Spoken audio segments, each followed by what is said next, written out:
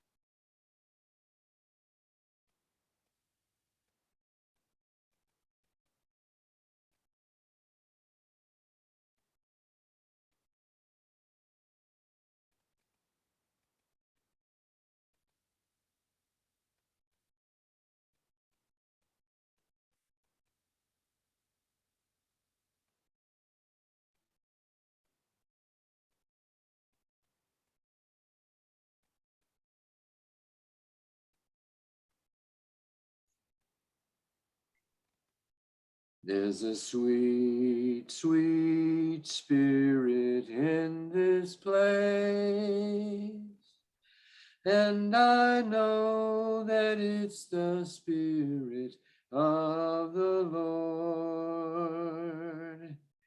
There's a sweet expression on each face, and I know that it's the presence of the Lord. And yes, there is a sweet, sweet spirit in this place where we all are. And I know this connection is great. It is within each and every one of us.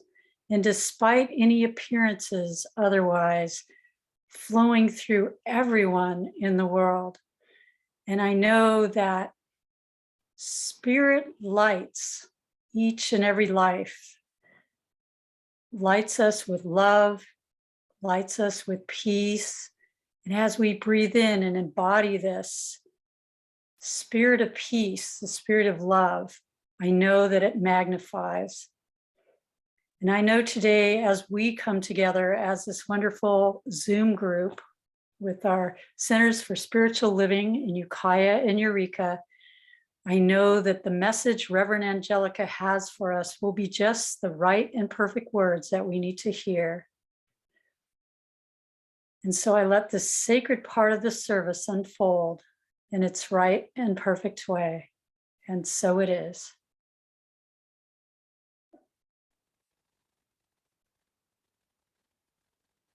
Sweet Heavenly Spirit, sweet Heavenly Dove, stay right here with us, filling us with your love. And for these moments, we lift our hearts in praise. Without a doubt, we'll know that we have been made whole when we shall leave this place.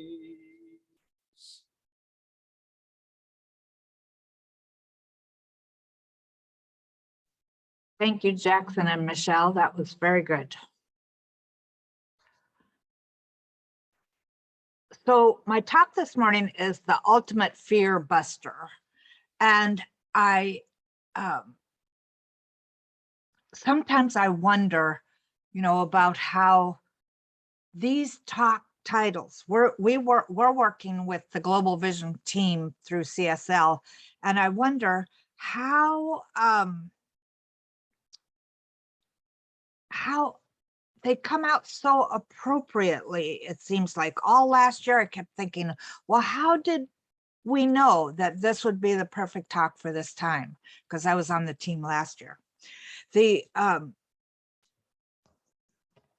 found myself, as I said in my Friday message, there was a part of me that was thinking and being afraid about us possibly going into a third world war. And I know that I don't want to create anything like that around me or attract anything like that around me. Nor do I want to see it become part of the collective consciousness. And so what do we do? And so this idea of the ultimate fear buster was the talk title offered by the Global Vision people. And I've used some of their stuff, but mostly my own. The first thing I have for you is this. You might remember this book, Love is Letting Go of Fear. And when I thought about this, I thought, his whole book was about moving beyond where we've been. Fear has been with us forever, absolutely forever. When I stop and I think about it, I can imagine our primitive ancestors, hearing thunder perhaps for the first time, or seeing lightning come down really close to them, or fearing the wild animals that are around, and even fearing each other. And when I think about stories in the Bible, for instance, you know, there was a lot of fear around when Noah launched his ark. And the word fear, or the translation of the word that appears to us as fear, is in the Bible over 400 times. And as we all know, when nations are at war, we're all gripped by fear. The fear just ripples throughout the collective consciousness. So how do we move beyond that? You know, in some instances, fear is a good thing. You know, you don't let your child run out into the street because you might fear that they get hit by a car. You know, so fear can be preventative. But most of the fears that we experience, that we've experienced through our lives, are fears that are something generated by events in our past. They say that we're born with two fears, falling and loud noises, and that all the rest of the fears we learn as we grow. And they also say, they, whoever they are, that perhaps the greatest fear of all is the fear of failure. Perhaps it's the fear of not being enough, not being worthy. All of us have what Bradshaw called the core wounds that we got when we were children, and all of them are based in fear. I read, when I was going through the internet yesterday, there's a University of Michigan study that says 80% of fears and worries never come true. 10% of our fears and worries are petty. Only a small fraction of those things we fear can we take action on. And so then I had to think about, okay, so what am I afraid of? Well, as I get older, you know, there's a part of me that's fearing leaving this particular dimension. There's a fear of getting sick in order to leave. Sometimes you might not know this about me, but I used to be really shy. And so meeting new people was very fearful. So the general fears are public speaking, intimacy, death and disease, meeting new people, losing someone, old age, the opposite sex, teenagers, flying, business or financial risks. I know that in being on the Next Door Neighbor website and seeing the things that come through, a lot of people are afraid of the homeless. But when you think about all of these fears, they really come down to one fear. And that fear is a foundational fear, and it's the fear that we're not good enough. We're not enough. And yet buried beneath our fears are our desires. So while we're looking at this idea of fear, we can transform fear into power. The truth is, both fear and love are energies. And it takes the same amount of energy to love as it does to be afraid. Krishnamurti said, it's not that you must be free from fear. The moment you try to free yourself from fear, you create a resistance against fear. Resistance in any form does not end fear. What is needed, rather than running away or controlling or suppressing or any other resistance, is understanding fear. That means come directly into contact with it. We are to learn about fear, not how to escape from it. So we don't necessarily have to make fear go away, because we'll probably always have it in some form or another. But we can allow it to be a blessing instead of something that moves us in the other direction. So my ideas for this this whole thing about, the big fear buster being love is, let's think about this for a minute. Love is the nature of the universe. And in truth, it has no opposites. The only way we experience an opposite of love is because we have a belief that there is an opposite to it. It's our thinking. That's why religious science or science of mind's byline is change your thinking, change your life. We want to really learn how to love and be loved and be loving, because that really has no opposites.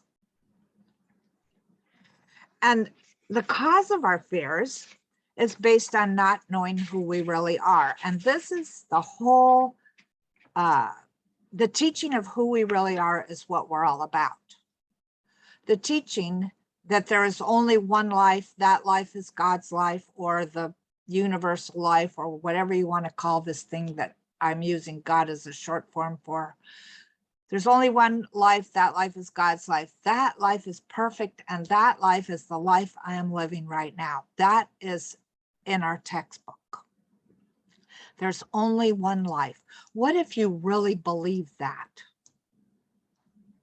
That the life you're living right now is a unique, individualized expression of the one life, that life of the divine. And that this energy, this divine energy that we're calling God, is absolutely in everything and in everyone. And sometimes that's a little difficult to fathom. When I'm looking at the news, at pictures of missiles hitting a peaceful town, I'm thinking, how could that be love too? And maybe I'll never know. Maybe I'll never understand that. One of the things that most ministers know is that when they start teaching foundational classes in the science of mind, eventually somebody asks, well, what about Hitler? Maybe our children and the children that come up now are going to go, but what about Putin? But somewhere, that too is love. In him is love. And maybe if we focused on that, and I go back to the Bradshaw material and I think one of his core wounds is really expressing itself all over the place. And so maybe if we, in our prayer work about peace, if we let ourselves come to that place of feeling the love that is absolutely everywhere, and then feel it radiate out from us, that our heart generates more energy than our mind does. So if we bring ourselves into our heart space and allow the love to generate, be like a rock going into a pond where it just sends ripples out all over, ripples of love. Who knows what effect that will have? I can only think that it would have a good effect. The third one is that fear, worry, and stress weaken and depress our immune systems. Right now seems like a good time to be afraid because of what's happening out there. And yet, if you've read any of Dr. Bruce Lipton's work, he talks about how fear, worry, and stress make the cilia on the outside of our cells, and we have 32.5 trillion cells in our body. I looked that one up. And every little cell has a skin with little cilia all around it, and those cilia are like hairs, and they keep the bad stuff away. But fear, worry, and stress weaken and depress those. so that they tend not to do their work. They tend to lie flat. And I first thought, well, hey, if they're lying flat, then they'd be protecting the cell even more so. But apparently that's not true. They protect the cell the best when they're, up and doing their work. So the more we're afraid, the more we worry about things, the more we let ourselves be stressed out, we are depressing our immune system. And this is a miracle that we're living in, this body. It has self-generating healing properties, and it will heal anything. Absolutely anything. But if I'm working on healing something in my body and I'm afraid it won't work, then it works by not working. That's on page 52 of the old Science Mind textbook. It works by not working.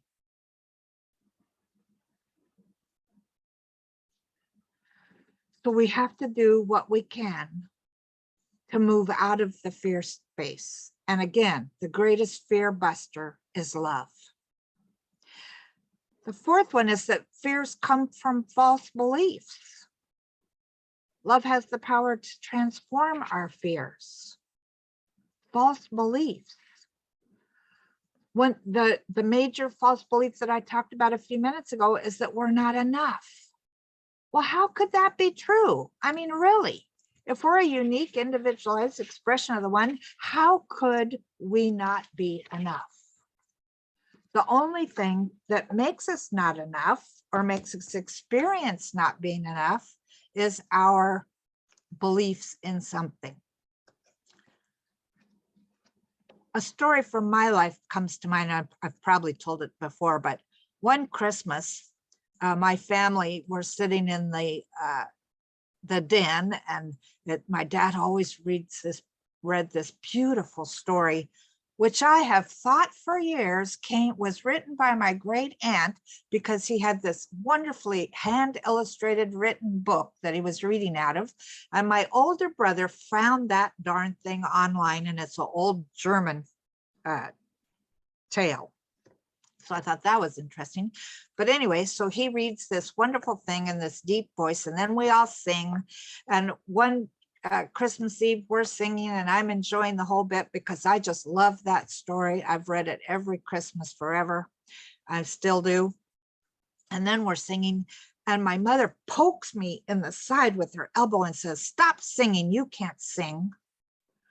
Well, I had, as a child, constant tonsillitis and constant sore throats and constant lung things. And so I was probably experiencing that. Well, that I bought into that false belief. I bought into the idea that I could not sing. And in junior high, we went to choir. We had to take choir. And everybody at the beginning of the class had to come down. We were on bleachers, had to come down to the teacher, stand by the piano, and he would have us sing the scales as he played the piano, etc. And I wouldn't come down off those bleachers because I knew I couldn't sing, and I knew everybody would see that I wasn't enough.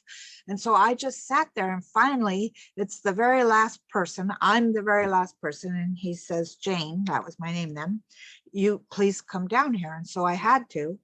And I sang the scales for him, and he looked at me and he said, "Have you had singing lessons?" I said, "No, I can't sing." He said, "You have one of the most natural, wide range voices I've ever heard." So my fears that I had had all those years came from false beliefs. And as we have said since the beginning of this talk, love has the power to transform those feels. So I thought I would just think about this for a minute. How do you know when you're in fear?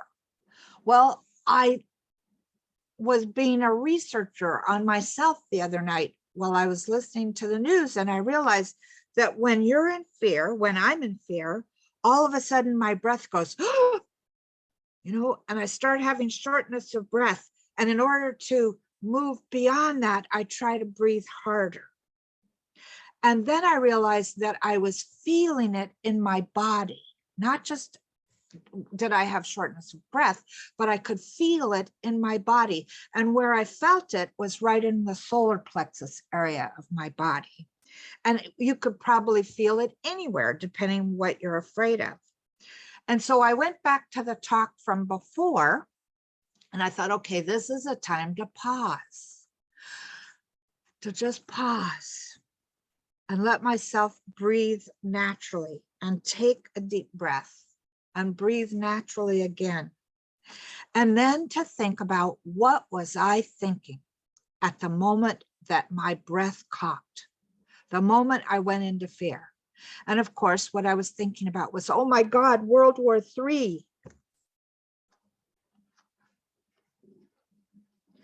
So I acknowledged it then.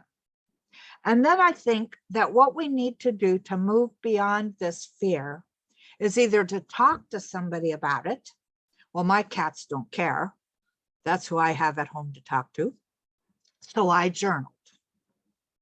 And the journaling helped me move through the feelings that I was going through from the fear.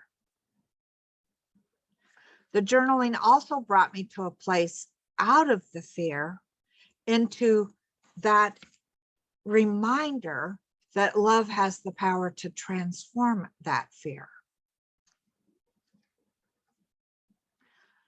So the next time you feel yourself starting to be afraid, or you feel your breath quicken, stop, pause, allow yourself to recognize that you're feeling fear, and then go in. What am I afraid of right now? I've said this many times.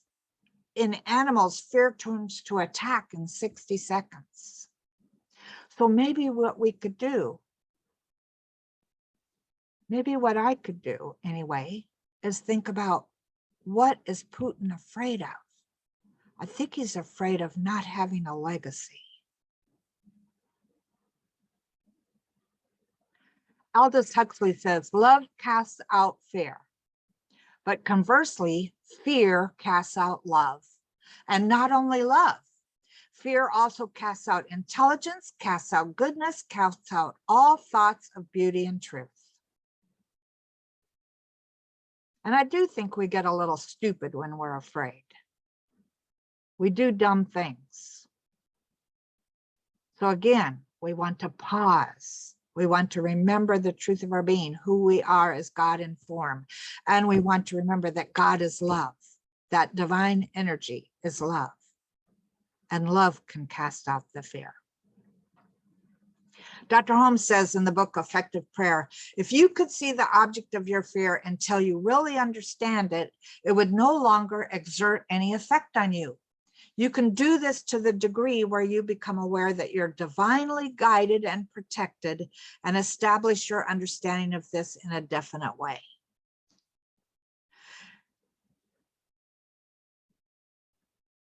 If we could see the object of our fear until we really understand it, it would no longer exert any effect on you. They tell you that in when you're having nightmares about dragons, or something. Turn and face the dragon. This is what we want to do. Remember that we're divinely guided and protected, and face our fears. In the Course in Miracles, it says, fear is not of the present, but only of the past and future, which do not exist. So in that pause that we take, we're moving back into our bodies. We're allowing ourselves to be fully present in the moment, instead of whatever got triggered from our subjective mind, or whatever fears came from the future. They don't exist. The truth is, this is the only moment there is. This and this and this. These are the only moments there are. And why waste them being afraid? Dr. Holmes also says, love is within us. It cannot be destroyed. It cannot be ignored. To the extent that we abandon love, it will feel we will feel it has abandoned us. Denying love is our only problem, and embracing it is the only answer.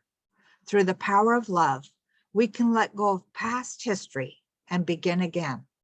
Love heals, forgives, and makes whole.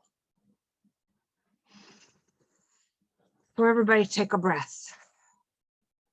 And let's say this affirmation together. I feel grateful for the courage and trust that melt the stiffness of fear in my life.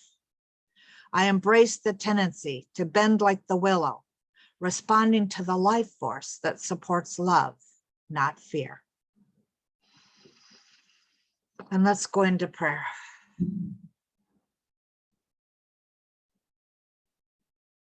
So gratefully, I acknowledge these reminders of the truth of our being, that there is not God out there and us here. There is only the divine presence, absolutely everywhere. It's the life force within us and within all things. And so I celebrate this with every fiber of my being. I celebrate remembering once again that the divine energy is both love and law. And I know that we allow ourselves now to immerse ourselves in the love, letting go of absolutely anything that we're afraid of. And as we let go, it makes room for even more love to fill up our bodies. If we've been afraid of health conditions, we now just let it go and let love rush in. If we've been afraid of financial conditions, we breathe deeply and let it go and let love move in and know that love is absolutely abundant. If we've been afraid of relationship issues, I know for each one of us that we let go and we let love fill our hearts, our minds, our whole being. We know that absolutely everything is relationship.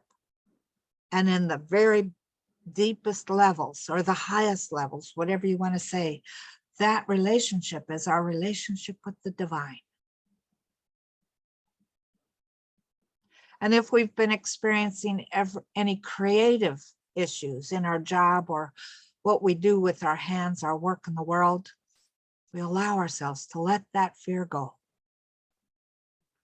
and to let love rush in, fill us up. And I know from this moment on that every time we see our reflection, whether it be in our mirror or whether it be in a shop window or wherever it is, what we see is the divine walking in, as, and through us, the divine living in, as, and through us. And we know that it is love. And all this love moves in through and as us to be used. And so we use it today in blessing and nurturing all the men, women, and children, the pets, everything of Ukraine. Maybe even imagining creating a bubble of love over that country that guides and protects it. And in also creating a bubble of love over Russia, letting it be guided and protected. And I declare that this love moves throughout our universe and that we allow ourselves to be the ones that spread this love around, knowing that we're here for such a time as this, because we know that as we change our thinking, we not only change our life, we change everything around us. So I know for myself that as I light my candle today, I light it for the Ukraine and I allow myself to see that light, the light of love, blessing and nurturing absolutely everything on our planet, especially where there is unrest. And I know that we've joined millions of people around the world in praying for peace. And I know that we shall see the effects. And so with the grateful heart, I release these things into the law of mind, knowing the power of our word, knowing that these things are already so. Peace in our own hearts, peace in the world, love in our own hearts, our whole beings, love in the world. All of it is good. All of it is God. And so it is.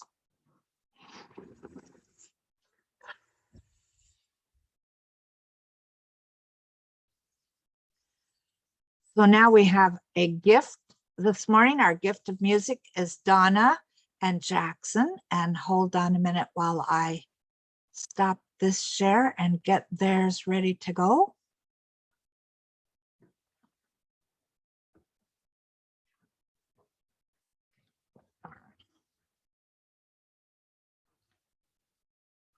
Here, yep, this one.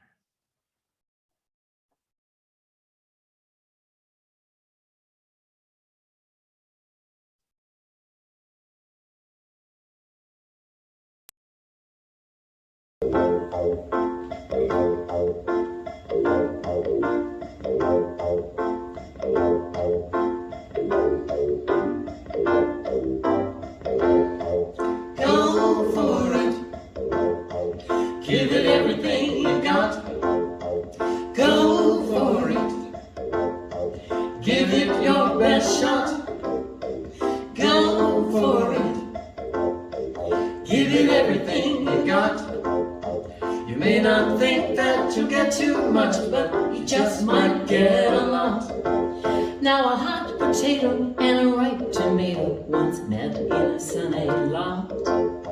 Tomato was ripe, but she kept her cool while potato kept getting hot. Then with a squirm along came a worm with a ravenous appetite. He saw the potato and the ripe tomato, and he wondered which one to bite. And he said, Go for it. Give it everything you got. Go for it. Give it your best shot. Go for it. Give it everything you got. You may not think that you get too much, but you just might get a lot. Now along came a bird flying by when the worm was about to munch. The squirm of the worm caught his eye, and the bird came down for lunch. well, now there sat a hungry cat by the edge of this sunny lot. Just when the bird was about to land, the cat bounced into the plot, and he said, Go for it. Give it everything you got. Go for it. Give it your best shot. Go for it. Give it everything you got. You may not think that you get too much, but you just might get a lot. Now the cat missed the bird and the bird missed the worm. Worm never took his bite, which left the potato and the ripe tomato alone again after the fight. said the potato, there's a moral, my sweet, let's not let it pass us by. Whatever you choose, win or not, give it your best shot, and keep singing, Go for it. Give it everything you got. Go for it. go for it now, Give it your best shot. Go for it. Give it everything you got. You may not think that you'll get too much, but you just might get a lot. Go for it. Give it everything everything you got. Go for it now, and give it your best shot. Go for it now. Give it everything you got. You may not think that you'll get too much, but you just might get a lot. You may not think that you'll get too much, but you just might get a lot.